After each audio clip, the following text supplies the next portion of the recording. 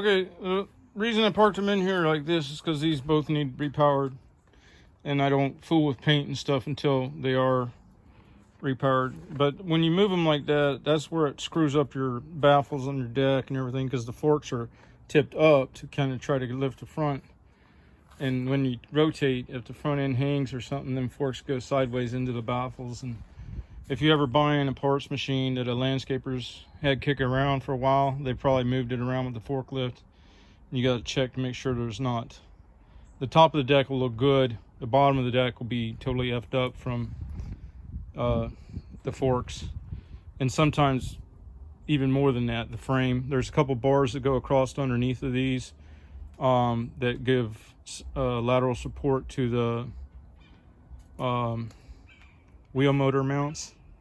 And those, if they get the forks in there on top of one but below the other, then they can't get it out when they set it down because of the angle.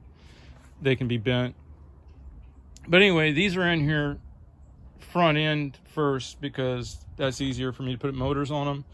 This one here, I'm going to repower, take the suspension seat off because it weighs too much, put on a regular seat, run with these oversized tires for St. Augustine, and because it gives me a higher cut height.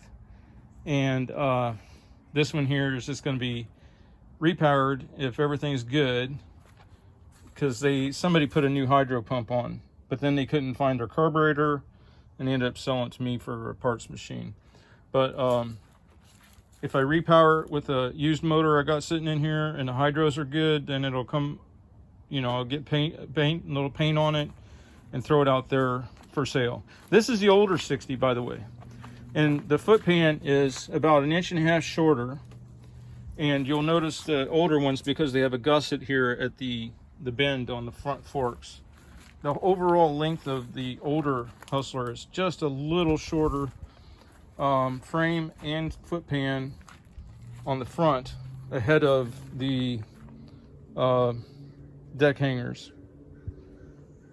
And then in the back, the bumper, this fold starts right at the end of the frame, versus on a newer one it starts back here. See, you have less room on a repower for the muffler and stuff and engine.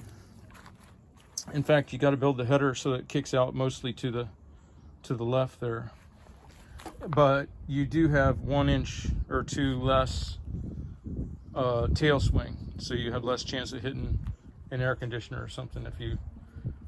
And it's pretty easy not to hit something, because if you set these upright, your operator will be like right here, so it's kind of like right at his shoulder. It almost, your peripheral vision almost catches whatever's, because they're so short in the back.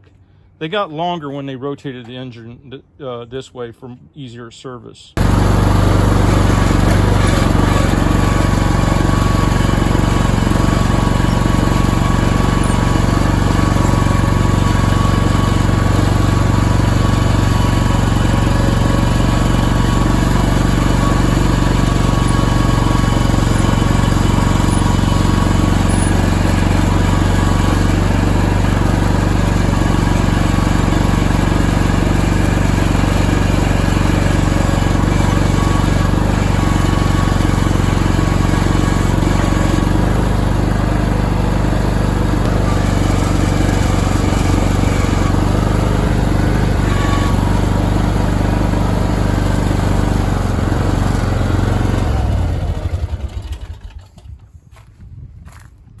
I was lifting this up to show you another place where the moving things about with forks causes damage.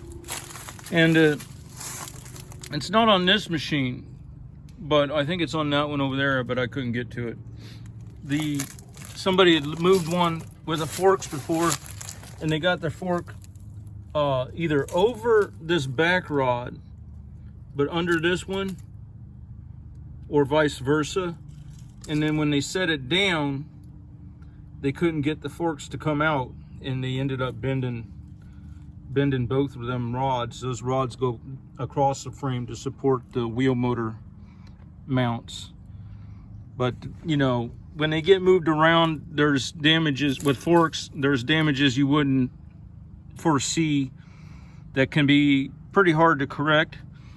I had a friend bought a used deck from one of these places that does zero-turn mower salvage, and he didn't notice it when he got it, but there was a little dent on the back of the deck, and pretty sure that was from the forks of a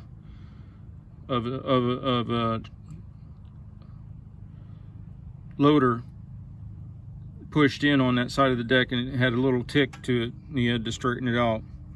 But other than that, the deck was like brand new.